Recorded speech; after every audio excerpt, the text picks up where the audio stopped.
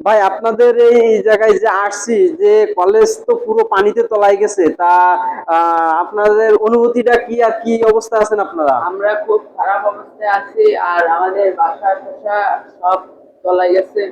এখন আমরা আবেদন জানাইছি যে পানিটা কমানোর লাইন করার জন্য। এখন কলেজ তো আমরা খোলা বন্ধ করে দিছি, কলেজ আচ্ছা, আসা, এদিকে বাসা টাসা তলায় গেছে, তলায় এখন রাস্তায় উপস্থিত আছি আমরা। এখন আমার অনুভূতি আসছে খারাপ। এখন কোন জায়গায় যাব, কোন জায়গায় কি করবো, ও আচ্ছা, বাজার ঘাটে। আচ্ছা।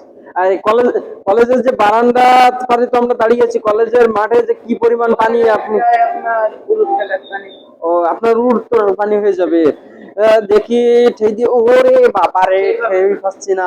প্রচুর পরিমাণ পানি এখানে, না দেখলে আপনারা বুঝতে পারবেন না।